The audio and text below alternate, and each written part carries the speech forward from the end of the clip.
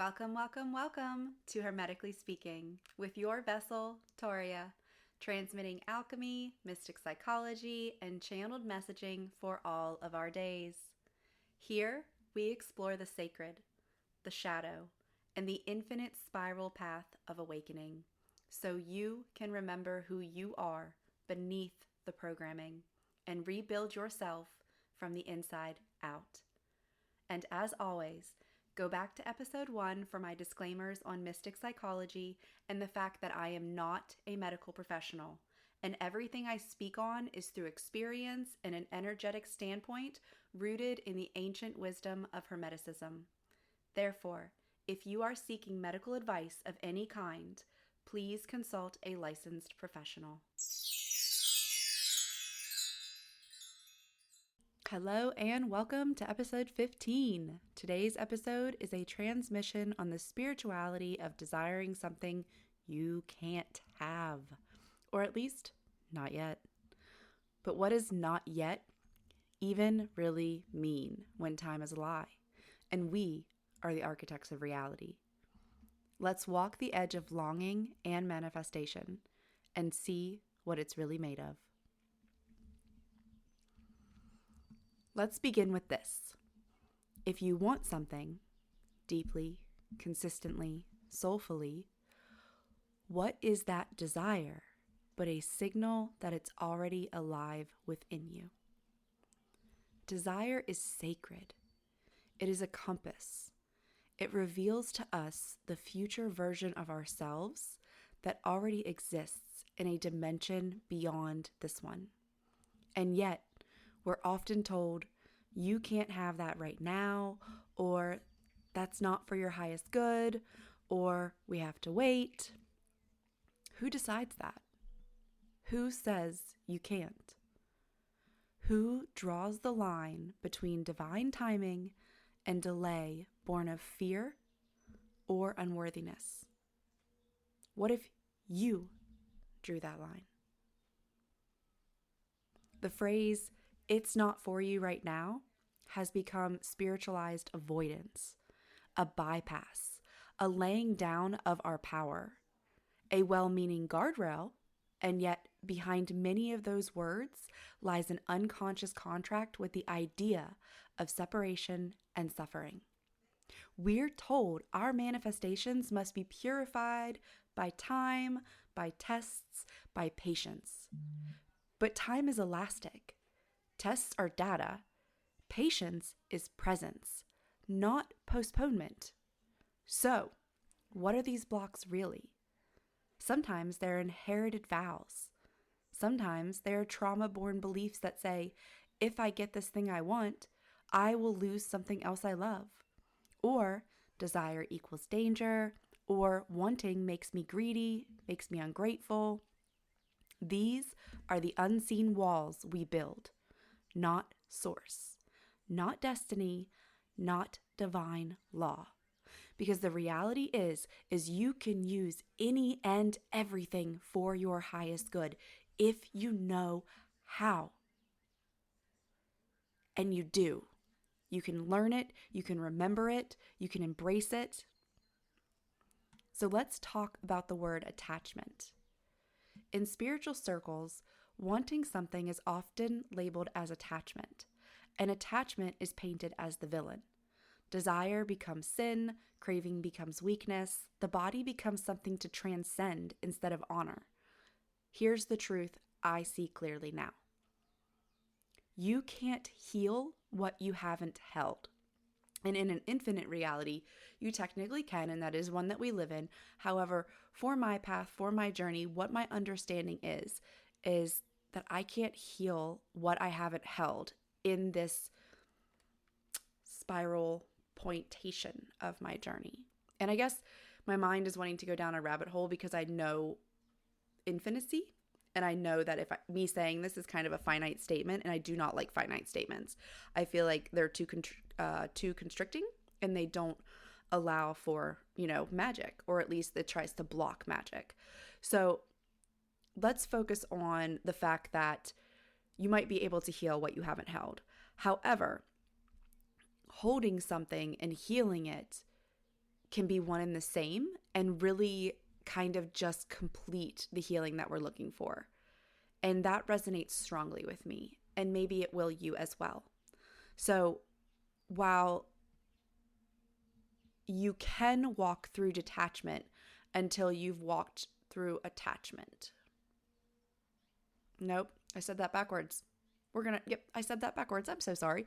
So you can't walk through detachment until you've walked through attachment. So in some of these, maybe there's a linear process, right? Like our age, the way that'll change one day too. Okay, now my wrap, this is just a happy Wednesday because I'm actually recording this on the day that it comes out. So we're just going to roll with the punches here, and you guys can dissect and see how my brain works, and that's a lot of fun. So let's get back to the topic at hand. Attachment.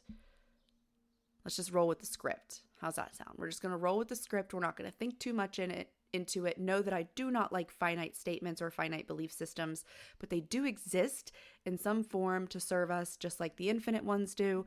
So you can't walk through detachment until you've walked through attachment. You can't understand non-attachment until you've loved something so much you feared losing it. And you can't expand beyond the physical until you've honored what it means to be physical. Man, that's fire. And it's crazy because whenever I transmit and write these scripts and things like that, I read them through, and some of it I'm even like, I don't know how I feel about that. I don't know how I feel about that. But I trust my path, and I trust what it is that I'm here to do. And it makes sense. And I am learning just like you are on this path. And sometimes I teach myself through my own words. Sometimes I teach myself through my clients. We're all here activating and helping each other. But the true guru is you. And the true guru is me for each of ourselves. And that's a whole nother episode. So we are souls inside bodies. These skins that we wear are sacred. And this earth is not a mistake. Money, love, safety, success, these are not curses we must resist. They are mirrors, gateways, they are medicine. When we desire something in the physical, it's not because we're low vibrational. It's because we are alive and we're embracing this reality that we're living in and meant to be here for. So, no, wanting is not wrong. Attachment is not a flaw, and it's really a stage, a step, a layer, a truth. The shame around wanting, the guilt around needing, the fear of being too human, that is the illusion.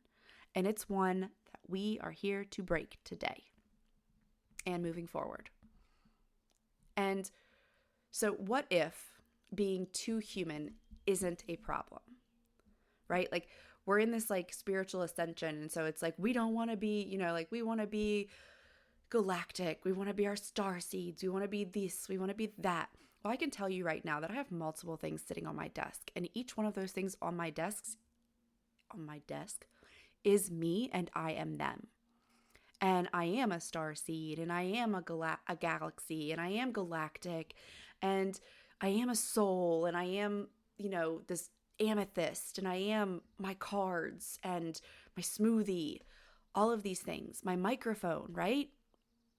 All of these things are me. And yet at the end of the day, I am here. I am a spiritual being, but I'm having a human experience. And for a long time, I negated the human experience part because I was so stuck on being a spiritual being. Now I'm bringing the two together in a holy matrimony, kind of like marrying. It's not just kind of, it's basically like marrying the masculine and the feminine, right? We have these two components, the duality of things, right? Spiritual and human. And they need to be married to consummate and really understand. So what if you can be too human and still ascend? What if you can be too human and still vibrate as high as the stars?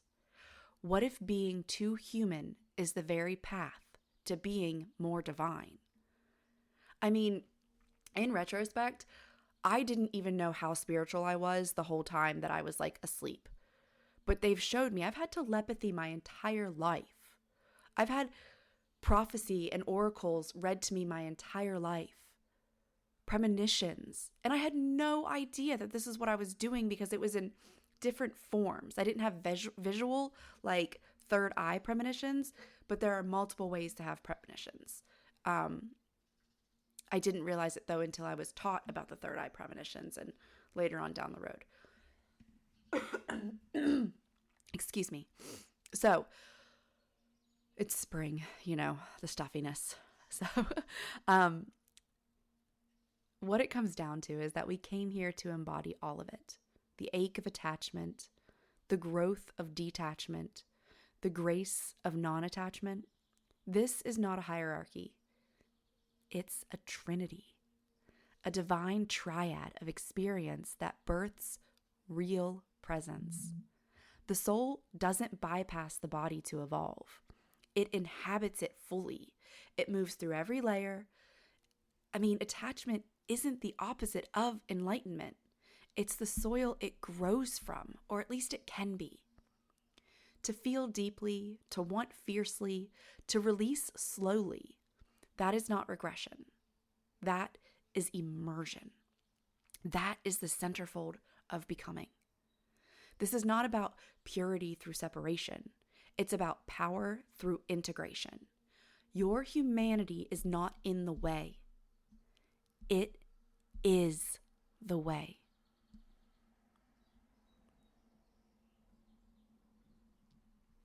And sometimes we assume that because we're not receiving or achieving what we want, we must be out of alignment.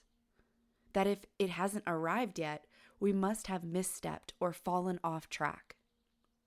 Here's the truth as I know it now. Alignment isn't something we lose. It's something we live with.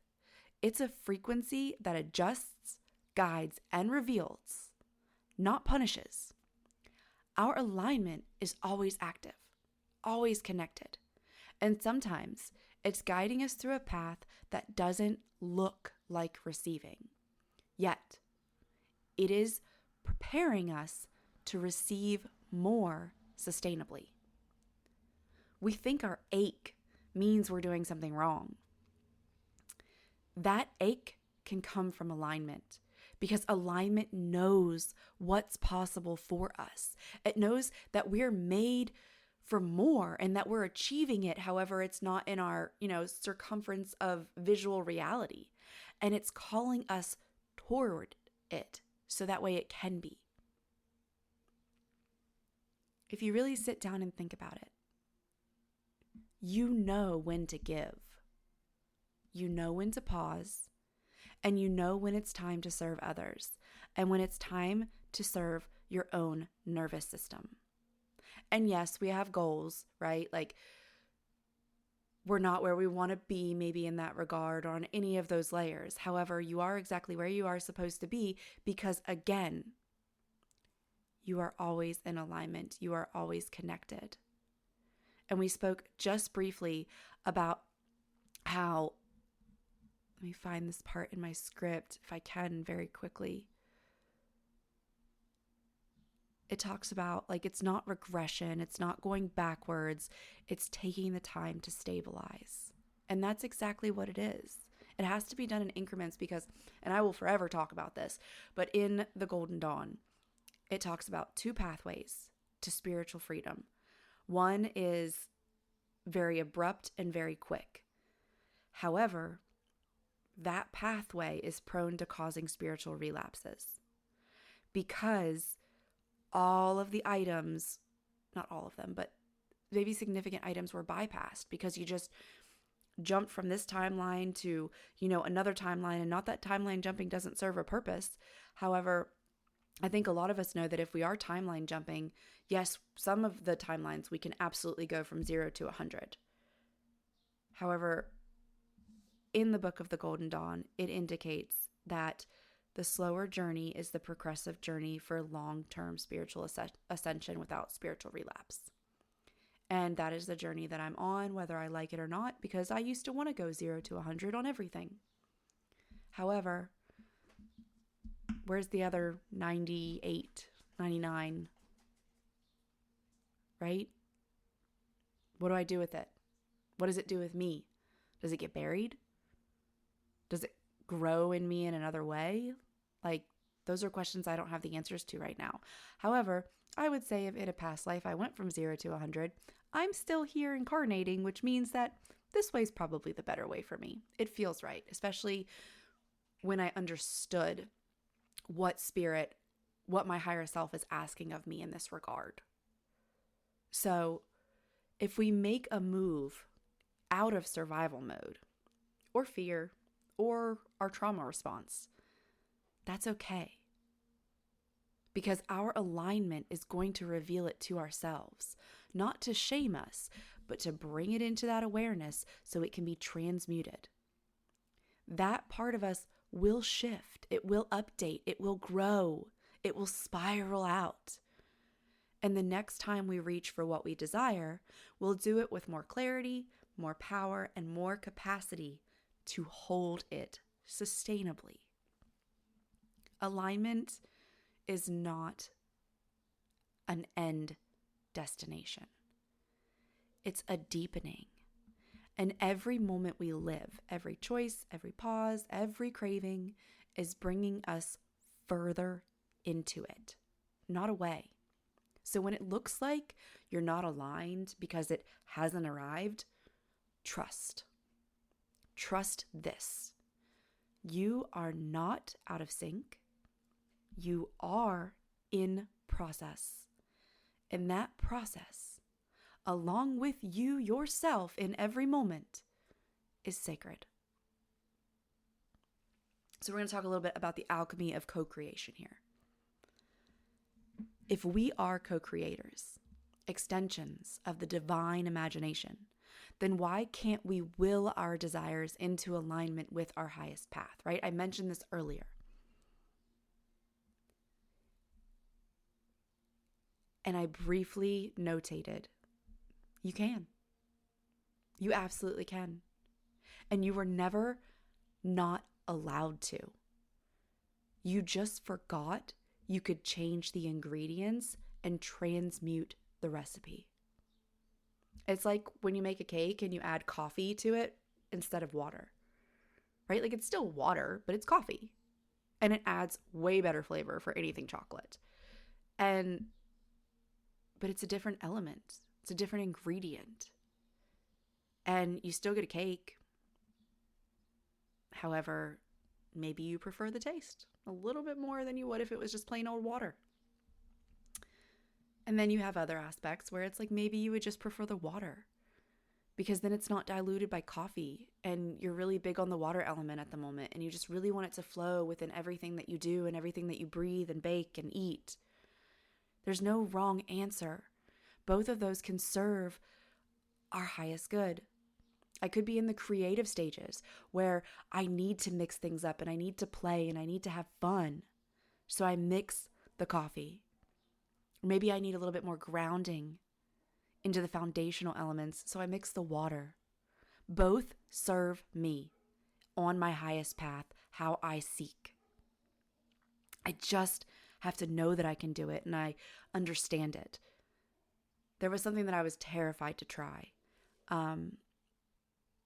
when it came to healing my eating disorder, and then when it turned into just disordered eating, and then coming out of it still.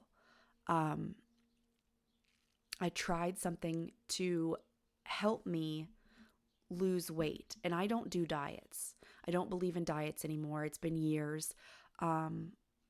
Even though the last diet I did was extremely successful, they're not a lifestyle choice for me. They're a short term, and then I, kind of bounce back and forth with like, I don't know what to do afterwards, So instead, I pivoted a long time ago to how can I make food a lifestyle and make it sustainable for my highest good. And I've been on this journey for a little while. However, I chose to briefly, and this is me getting really, really like intimate, I chose briefly to use a weight loss drug. And I worked with my cards and I even asked, I said, could I use this for my highest good? Because it's not something I want to do long term, and it's not for superficiality. Like, yes, I wanted to lose a little bit of weight, but I wasn't super concerned with how quickly I lost it or that I had to have a specific physique. And when I went in, I got exactly what I asked for. I got a food plan with the weight loss that revolutionized the way that I eat. And I only did the weight loss for, I think, 5 months. I never went up in dosage. I didn't allow them to make me reliant on it. I went in with the intention of only using it for my good and using it for a short time period to rewire my brain and, use that neuroplasticity to my advantage and make neural pathways of how I eat food. And so I got the food plan with it and I figured out what worked for me, and it has worked since. And there's been little moments that I've emotionally ate or, maybe had too much sugar and things like that. However, my whole way of eating has been transformed because in my eating disorder and in my disordered eating, because those were two different stages of my life, which is why I make sure to separate them. I had lost my body and my my mechanisms, the way that I am made up, whatever, neurons, communication, all those things, cells. I had killed and completely detached the service within me that tells me when I'm full. And so I didn't know when to stop eating. And so the food plan allowed me portions. It allowed me some intermittent fasting. It allowed me to realize that my program was so deeply ingrained in breakfast, lunch, and dinner that was part of my disordered eating, was because I thought I had to eat at those times and I had no other example or real guidance of how to break it. And so now I eat when I'm hungry, which can be at very weird times of the day. I eat dinner at 4:00. That is my 1 clockwork. And I love it. I absolutely love it. Anyways, the me in the years prior would have abused and used that weight loss drug. I would have relied on it. I would not have wanted to come off of it. I, would have gone back to it anytime that I got scared or gained a pound or anything like that. And instead, I absolutely used it and transmuted it for my highest good. I took that ingredient that at one point in time was lead for me, weighed me down, tortured me, hurt me, allowed me to hurt myself, and I transmuted it into gold and used it into the divine light and being that I am. And my intentions were pure. I think a lot of this spiritual journey has to do with intentions. And I haven't done an episode on that yet, but I'm sure that that's to come. I think it's also foundational. And pretty basic because it's been with me for so long on this journey. And my intention was to do no harm to myself and to only use it in the light, not, to rely on it. So I was able to work with it in a brand new way, not just that circumstance and where I had the bad history, but that was the first time that I transmuted something that was super detrimental to me in the past into something that was light and good. And I also waited for the invitation from my higher self. Like it was put into my circumference by my higher self. And that's whenever I was like, oh, thank you. I trust you. And now let me pull some cards to, reaffirm. And I did that a few times. Because also my ego was scared. My ego was very scared at what I could do to myself. And thankfully, I have worked very hard to befriend my ego. And we are on better terms than we've ever been. And we continue to be and grow. So, all right. Enough with that. We'll get back to the main point of the episode. Hopefully that helps you guys understand and know the power that's within you that you're capable of. And it's in your circumference now, right? Like I've just put that into your circumference, just like my higher self did to me, which means that you have this capacity as well. You have this gift, you have this magic, you have this challenge, right? Challenge accepted. So go learn a new level of magic when it comes to this episode. All the episodes, activations, integrations, whatever it may be. All right, and let me find kind of where I tailed off a little bit. So we were talking about our alignment will reveal it, not to shame us, but to transmute it, and how alignment isn't a destination, and how you and the process are sacred. And then we jumped into the alchemy of co-creation. And so that's kind of where I left off. So the question becomes, and this is what I gave an example of pretty much. However, we're going to dissect it a little bit more. Can you let your desire evolve to match your path instead of abandoning it?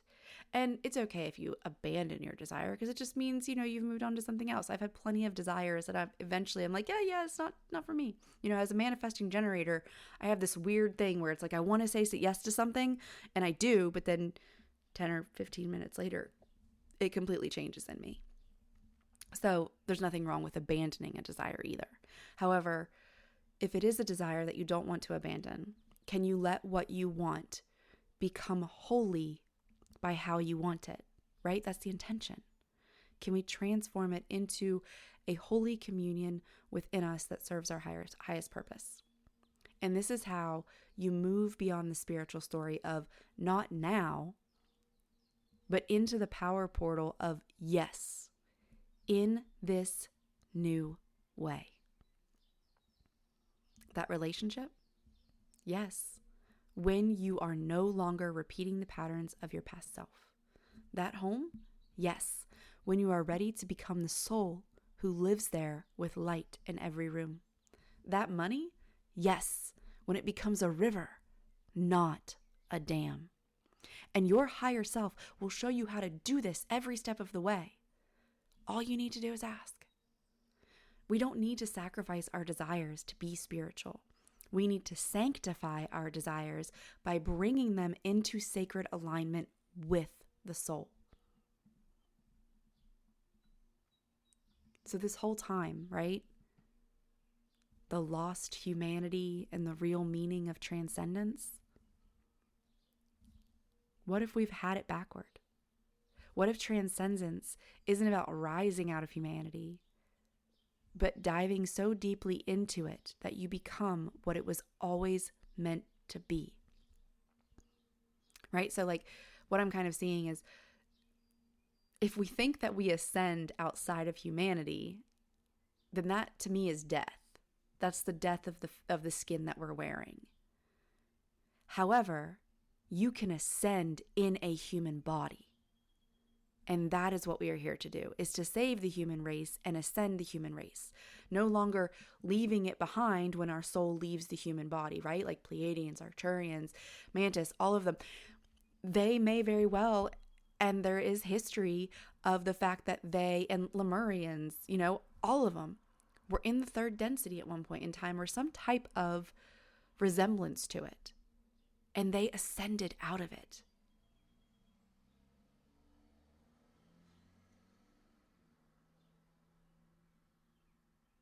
And you become,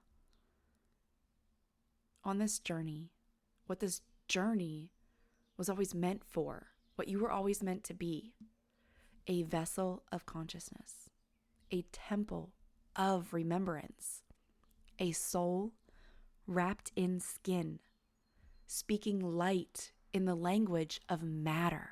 Like, matter is so freaking magic. We're just going to have to do a whole deep dive episode on that as well. Magic is matter.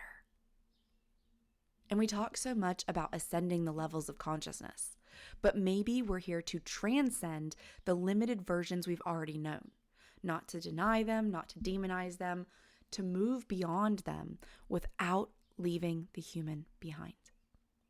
Because what has been lost on this planet is not the divine, it's the human.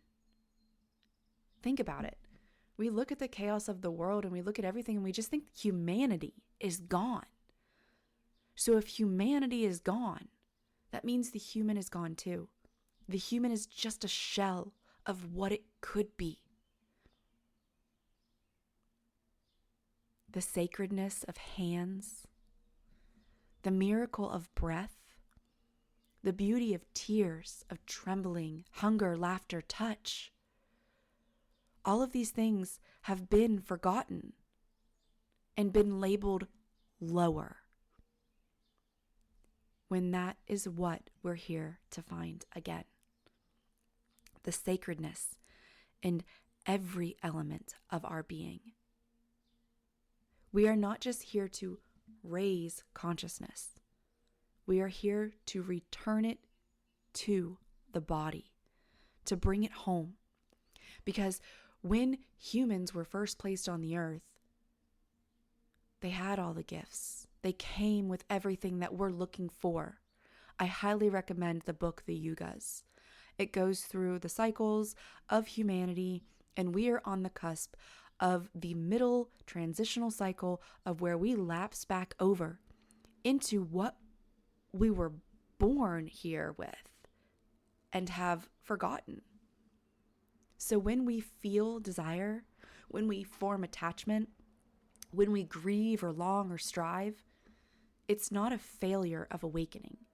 It's a doorway to re-enter the parts of us that were shamed out of human being. Or being human. Transcendence isn't escape. It's wholeness. And that's where divinity lives. And what about our healing through all of this, right? Like, what about it? Because we're not healing to reform back into the society we've known, the one that riddled us with the resistance of connecting to our innate divinity in the first place. No. You're not healing to cope better with life. You're not transcending to escape the mess. You're not purifying to become some floating, disembodied light being that never hungers or longs.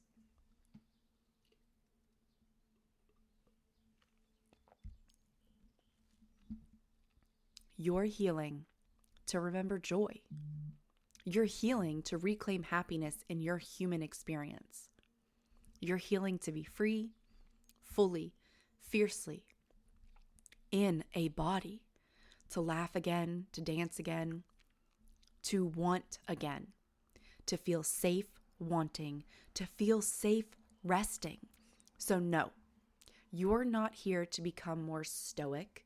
You're not healing to carry more weight with less complaint. You're not transcending to prove you're above desire. And you're not healing to bear or witness more trauma. It's funny because the day I wrote this episode, I had actually, and I've seen it multiple times, but I finally screenshotted a post that had a quote on it. And it's actually my wallpaper right now, so I can remember. And it went perfectly with this episode. And so some of it has flowed into this episode, I think. Actually, I know, because I put it there. And I'm extremely grateful for it, that it all kind of wrapped into one pretty present with a bow. But it says, "My therapist told me this, and it changed my life.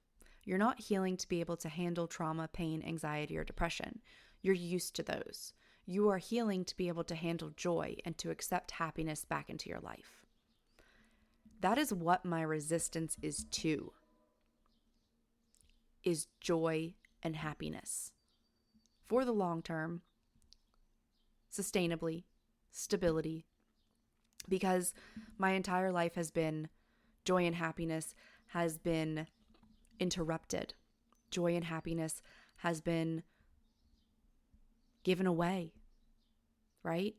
Stolen, taken, but mostly given away. Because I allowed people control over me because I did not know my own power. And I did not realize that I was giving my power away. And some of it served my path, right? None of it was wrong. All of it has led me here. And I am the luckiest person that I know. And I hope that you're the luckiest person that you know. Because I promise you, You probably are. No, you definitely are. Definitely are. No, probably about it. So,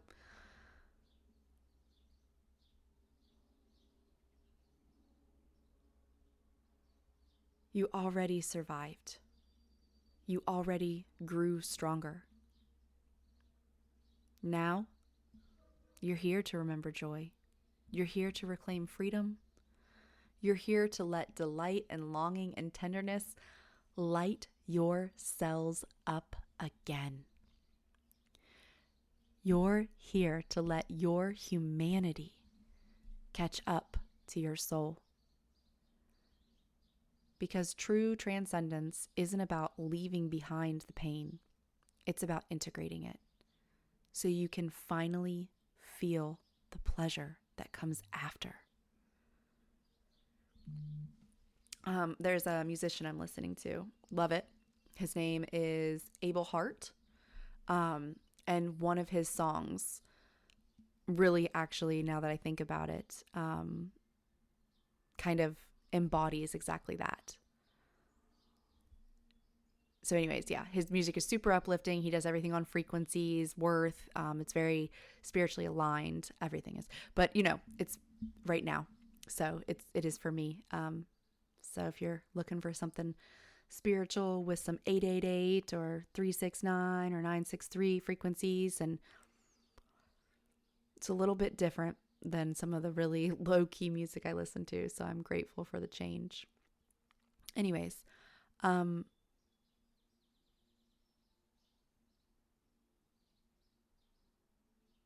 so you can, and I left off, I apologize, where you can finally feel the pleasure, right? Like we integrate it so you can finally feel the pleasure after. And that's what his song talks about, is going through it to feel the pleasure after, and how it's so worth it. And we would do it time and time again. And I'd like to say that once we become used to it, it makes it easier. However, sometimes it doesn't. You know what I mean? Sometimes it's daunting and exhausting, and that's okay. However, the pleasure is there once we process the pain and integrate it. And it's not because you earned it. It's because you never lost your right to it. However, the things that we've experienced, these parts of us, they feel like they have. And that needs to be addressed inside of us. Each one of those parts that has felt suffering or temptation or anger or rage needs to be acknowledged and loved and treated with kind tenderness. Unlearning everything that those parts and ourselves have learned. How they or us were valued.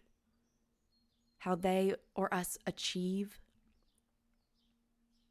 Dissect it all so you and every part of you can be free. And integrate the meaning and acceptance in each and every emotion you encounter within. So to further dissect the belief systems that have bled us emotionally, mentally, and physically dry.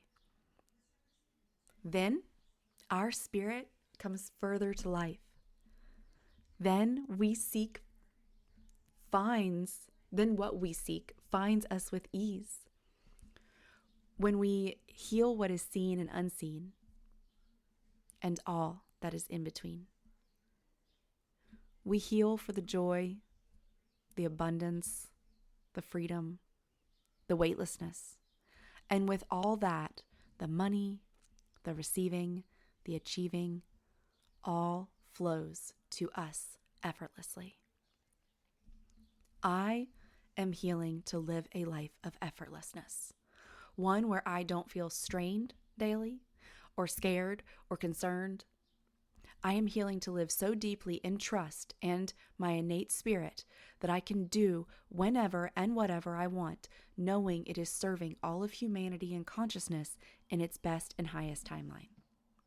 And if that sounds good to you, too, then now is the perfect opportunity for us to step into an integration practice to help us move forward in these goals and gravitational pull we are seeking, anchoring in to release all frustrations in receiving, jealousy, rage, anger, envy, impatience, exhaustion.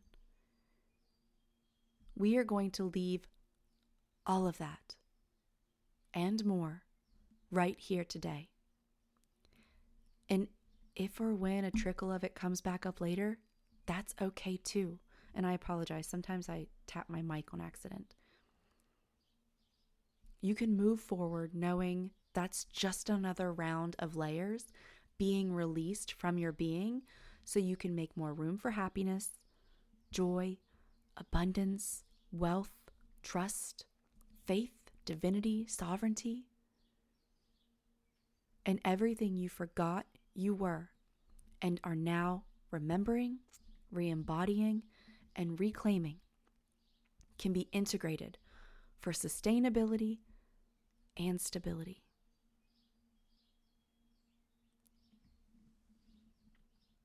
So we're going to close this episode out with a short, sacred integration that you can return to at any time. And as always, a paired meditation will drop this Friday following this episode if you feel you want some more complete spiritual practice on this subject. And then the following Monday is when the energy therapy session comes out to help heal, clear, integrate, activate, whatever it may be that you need to help embody this practice a little bit more and seal in everything that your soul is nurturing and taking in, so that way you can make everything that you desire for your highest path and good. So let's begin with a breath here today in this moment. And you can do this anytime, any place, anywhere. And inhale gently through the nose. Big and bold. And then exhale through the mouth, making a rushing sound. Clearing it all out already.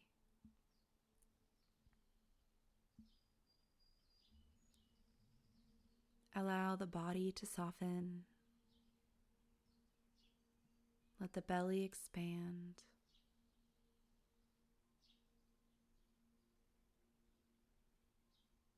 Now, bring to mind something you deeply want.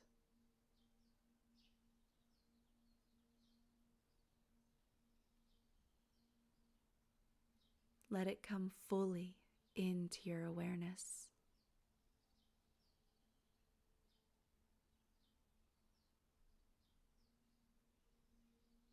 A person, an experience, an outcome, a thing.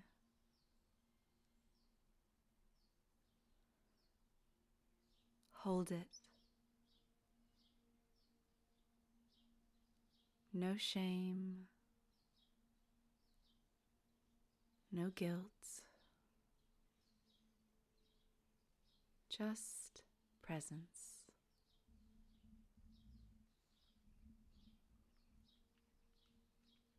Say silently or aloud, I am allowed to want. And we'll say it 3 times total. I am allowed to want.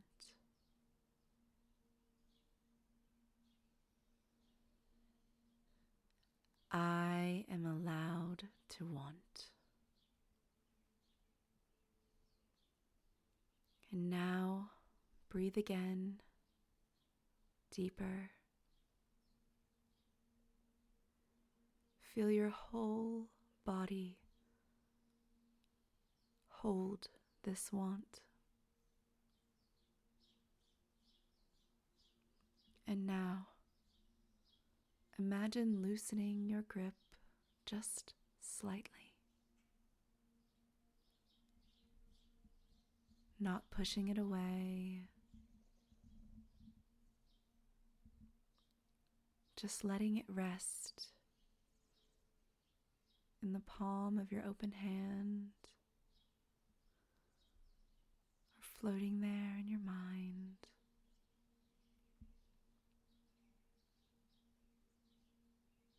And proclaim the statement, I am willing to grow. 2 more times.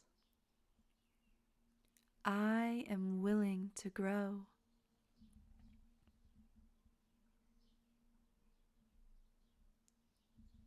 I am willing to grow.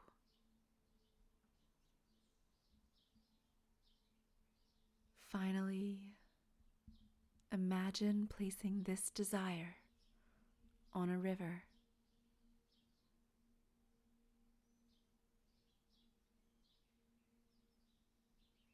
Watch it flow, not away from you, but with you,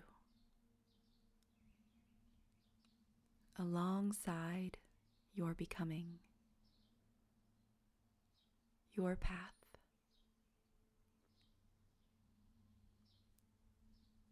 And say 3 times, I trust what wants me meets me. I release with reverence, not resistance.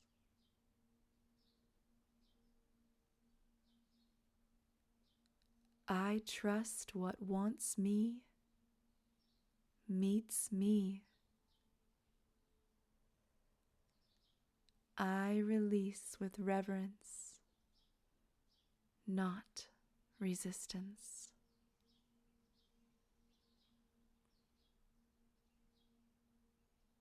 I trust what wants me meets me. I release with reverence, not resistance. And inhale again. And exhale with a soft sound. Place your hand on your heart and we'll say 3 times, attachment, detachment, non-attachment. I am not one. I am all. And I rise from this trinity whole. Attachment, detachment, non-attachment. I am not one. I am all. And I rise from this trinity whole. Attachment, detachment, non-attachment. I am not one. I am all. And I rise from this trinity whole. And so it is. Take a final breath and let it settle.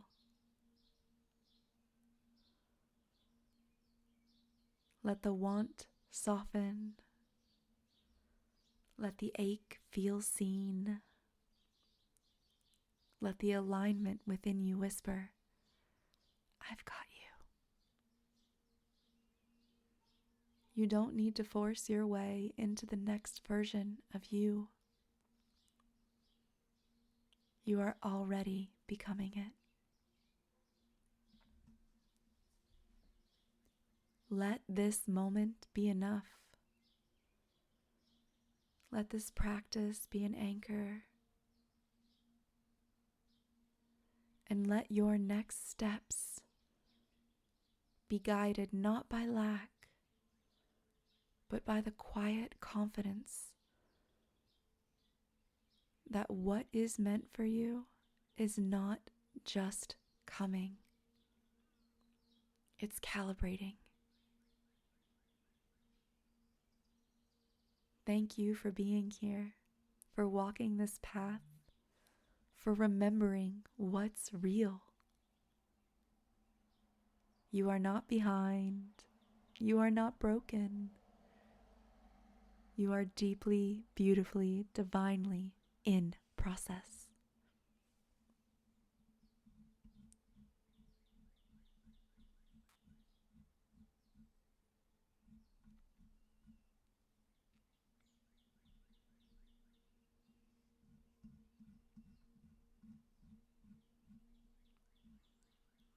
And just remember,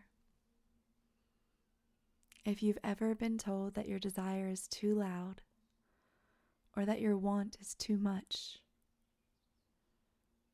that your human experience disqualifies you from the spiritual one, you are not alone and you are not wrong. Because being too human doesn't mean you're not ascending. It means you're immersed. And immersion is holy. Attachment, detachment, non-attachment. This is the trinity of transformation. This is what it means to feel it all, release what's ready, and become what's next. You are not here to transcend the human. You're here to transmute through it. Let this be your new mantra for transmutation. I get to want. I get to evolve. I get to receive. Say it and live it, for that is the Hermetic way.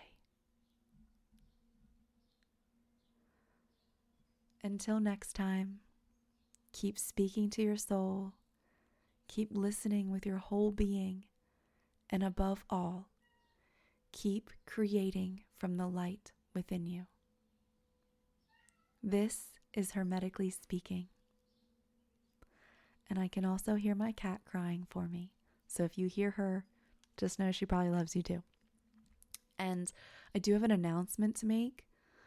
So Hermetically Speaking YouTube channel has now transitioned to a new channel. Hermetically Speaking will continue to be the podcast's name. However, I have created a new channel that will hold all of my content and everything that I'm expanding into. And that channel's name is A Spiritual World. And that is because I'm a spiritual world, you're a spiritual world, we're living in a spiritual world, in a spiritual galaxy, in a spiritual universe, in spiritual consciousness. And so I hope that if you liked this podcast, go check out A Spiritual World and subscribe to the past episodes and the new episodes to come, and all of the meditations and energy therapy and tarot readings that will be coming out soon, as well as the past life regressions and the hypnosis and just everything that this vessel has been gifted with the ability to do. May I spread it so freely to all of you.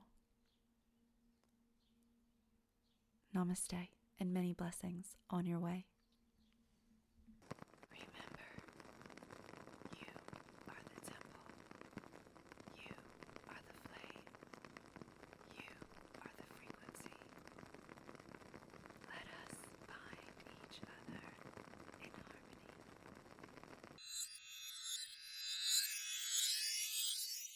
If this episode spoke to your soul, be sure to like, share, and subscribe to our new YouTube home at A Spiritual World.